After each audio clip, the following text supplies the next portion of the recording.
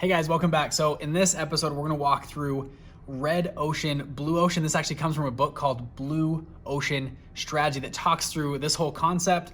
Again, a lot of insights from that, and another book called Play Bigger. Both books I absolutely love, and I wanna walk you through that question because a lot of people ask me, Bridger, I understand the fun thing, but I don't know exactly where to structure it, where to go, and what market to reach out to. And I think this gives a lot of clarity on how you should structure this business or in any other business, really. This really applies. So what Blue Ocean Strategy talks about is that there are markets out there, and these markets are what they call oceans. So, and they call a red ocean, and they have another thing called a blue ocean.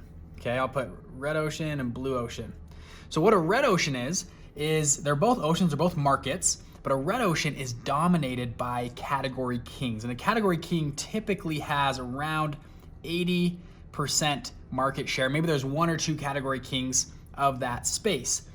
That category king dominates this space and becomes very bloody, and that's why it's a red ocean. Imagine like sharks coming in and eating. They're all eating and trying to get market share. It becomes a very bloody type of scenario. And then this last 20% usually is left over for scraps for all the little companies to come in and fight for all the scraps.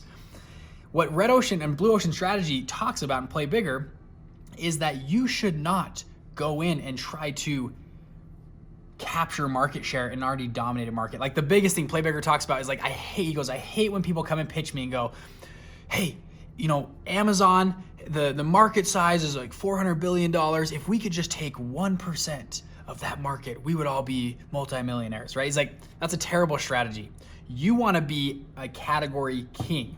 You wanna have, I'm gonna put category king and dominate a little market, be a big fish in a little pond rather than a little slice of a huge market. He says that's a great theory.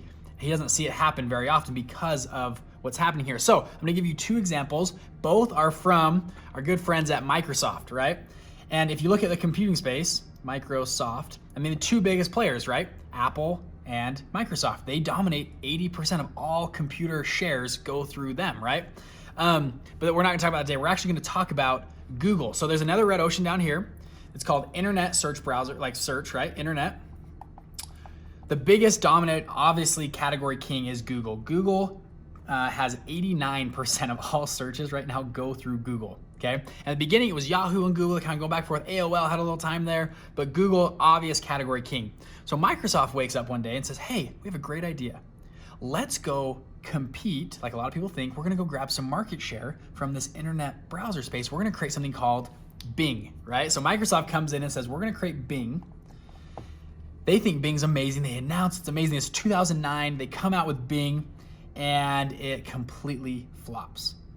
And it's because Play Bigger talks about is Bing comes out and says, hey, we're gonna make something better,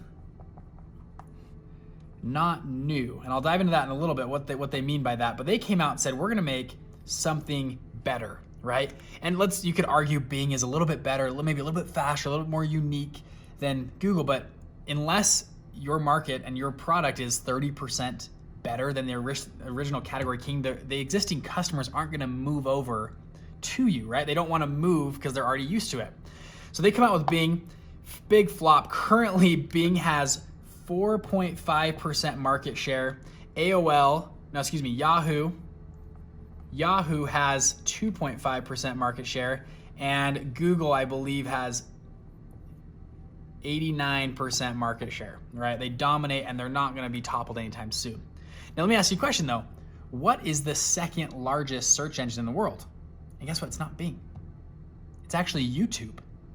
YouTube is the second largest search engine in the world. So what YouTube did is they came over and said, we're not gonna compete against Google.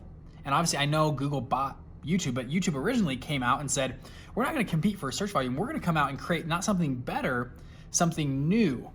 So they came off this and they created a blue ocean called YouTube, and it was video search, right? Searching for videos. YouTube became a quick category king of this market. And now there's other players like Wistia and Vimeo, but nobody even comes close to YouTube as the category king. They decided to branch off, create their own thing, create something new, not something better, and do that. And then obviously Google comes in and buys YouTube for I think $500 million acquisition, comes in. So that's the first example. That's example number one. Example number two is also with Microsoft.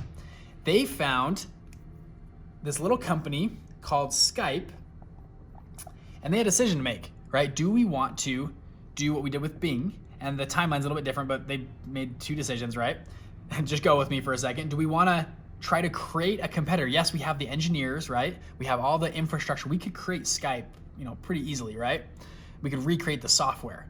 However, Skype is already a category king of video conferencing, right? They have the user base. They have millions of users that already love Skype, already use them. Microsoft said, there's no way we can create something 30 or 40% better. Let's just acquire them, right? So Microsoft comes in and acquires Skype for $1 billion. They probably could have built Skype exactly for less than $1 billion for sure. Skype's not that complex of a software. But they come in and buy Skype because they dominate this market share and they wanted that user base, right? That's what made them so valuable, was becoming a category king. Last example is with Amazon, right? Amazon is like the biggest company in the world, right? Everyone loves Amazon. Amazon started out as an online bookstore. Now their goal originally was to dominate online retail, but he said, we're only gonna start with one category, a place where we can win. He said, I believe, Jeff Bezos goes, I believe we can win in books, right? So he goes, launches Amazon just in the book space to sell books and to kick out, and there was no online competitor. He quickly became the category king. Like brick and mortar bookstores started closing their doors.